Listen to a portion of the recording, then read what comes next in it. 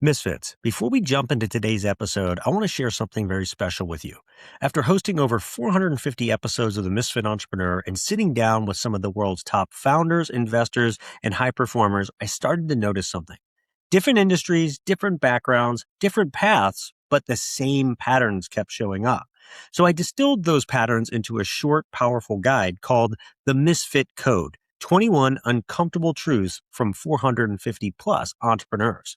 This isn't motivational fluff, it's not theory, and it's definitely not the recycled advice that you hear everywhere else. In fact, it's a fast paced, practical playbook that you can read in one sitting and then apply immediately to help you execute better, raise your standards, break through to your next level.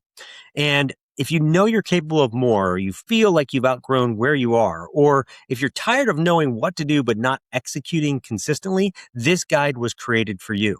You can download it for free right now by going to misfitentrepreneur.com/truths. That's misfitentrepreneur.com/truths. Grab the guide, read it in one sitting, and then come back and work through one misfit truth per day. All right, with that said, let's jump into today's episode.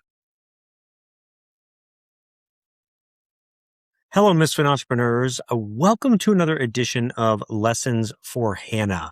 Many years ago, I introduced a new format alongside our regular episodes called Lessons for Hannah. Hannah is my daughter and one of the main inspirations for the Misfit Entrepreneur. And I wanted to have a place where she could go and learn from her dad and his Misfit friends long after uh, I was gone throughout her life, right? And if you haven't listened to the first episode of Lessons for Hannah, I urge you to go back so long ago, but I urge you to go back and do so as it gives some more background, tells the amazing story of Hannah came to be in our lives. These lessons are very short, useful, sometimes comical lessons that I want to share with you and give to Hannah to help in your lives. And because I want Hannah to have these for her life, I'm going to speak as though I am talking directly to her. These episodes are a lot of fun, and if you think there's a lesson that we should include in these episodes, please don't hesitate to send it over to us at support@misfitentrepreneur.com. We'd love to share it. As a reminder, if you're new to watching us on our YouTube channel, hit the subscribe button below. Give this video a like and comment as well. We do our best to respond to all comments as timely as possible. All right, here goes. This week's lesson for Hannah. Hannah, today I want to talk to you about a concept that once you understand it, you genuinely really can't unsee. It changes how you look at successful people. It changes how you look at your own life. And it gives you a framework for making decisions that, honestly, I wish somebody had handed to me when I was your age, even that young. But certainly in my later teens, early 20s, college years, I wish I had known this. And it's called the four burner theory. The idea originally comes from writer David Sedaris, who wrote about it in a piece in the New Yorker back in 2009. He'd heard it from a woman in Australia who had heard it in a management seminar. It was later popularized by James Clear in his writings. And you probably read that someday, honey, but he wrote a book that's very famous called Atomic Habits. And from there, it was quietly kind of, been haunting high performers for years. And here's how the theory goes. Imagine that your life is a stove, and on that stove, you have four burners. Burner number one is family. Burner number two is work. Burner number three is health. And burner number four is friends. Each of those burners takes gas. Each one of those burners takes time, and each one of those burners takes energy. The catch is you only have so much fuel. Here's the part that stinks. The four burner theory says in order to be successful, you have to turn off one of those other burners, maybe multiple of those other burners. And in order to be really successful, world class, you're going to have to turn off at least two. When I first read that, my reaction was kind of the same as everybody else's reaction that maybe hears this is, no, no way. I can keep all four going. I can find a way. I can beat it, right? I'll just be smart about it. I'll be efficient. I'll find a hack. And really, when I started looking around at successful people that I admire and just, looking at successful people in general throughout the world, throughout history, a lot of the people that you've watched me interview on the show, the people on magazine covers, billionaires, all that, even world champions, I saw, was kind of painful because it is true, right? You look at somebody like Elon Musk, his first wife, Justine, has spoken openly about this and talked about it. And he said, or she said, Elon's work always came first. His marriage didn't survive. Burner one, family, because it was being extinguished, for the rocket fuel for everything else that he was doing.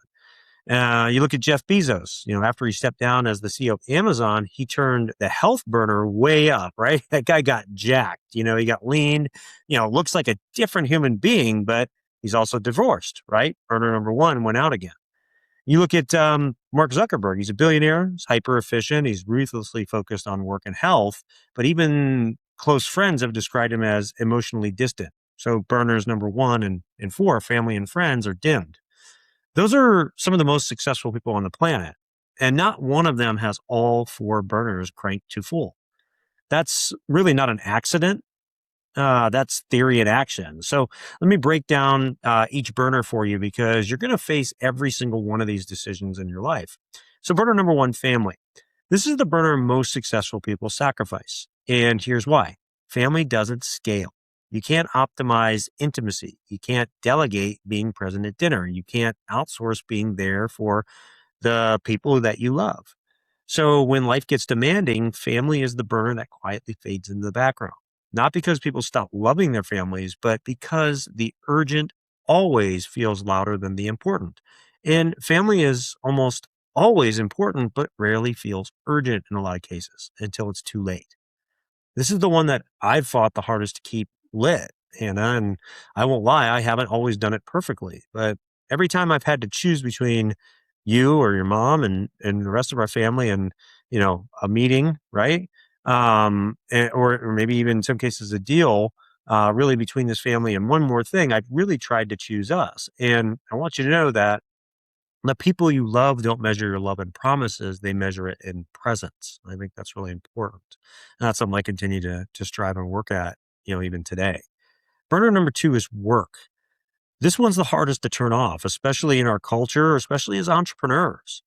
Because in a lot of ways, it gives identity, right? Work gives status, it gives power. And for some people, work is also an escape. It's a place to hide from the harder work of maybe being a husband, a wife, a parent, or a friend.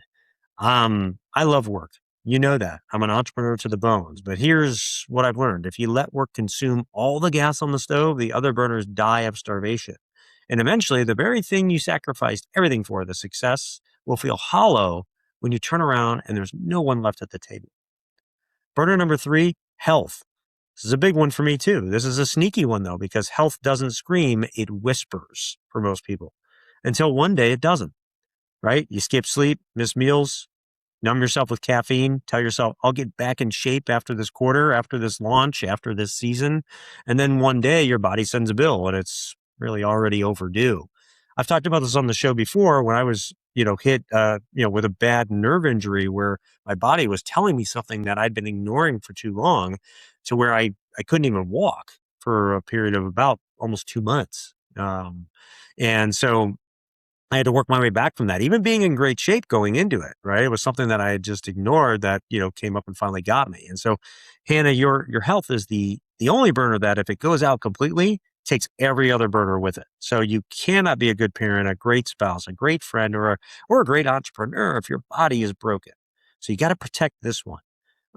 Even when life tells you that you don't have time, especially then is probably when you need to turn this burner up a little bit, right? Burner four is friends. This is the quietest casualty of all. You grow, they don't. You move, they stay. You change, they get uncomfortable. And one day you wake up surrounded by contacts, right? But with very little real connection, right? A lot of likes, not a lot of love. The friends burner doesn't blow out in one big moment. It just slowly cools over time until you realize that you haven't had a real conversation with someone outside of work or family.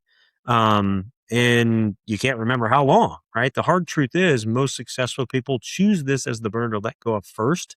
And some seasons of life, this is a real trade-off that you're going to have to make, but you should make it consciously, not by accident.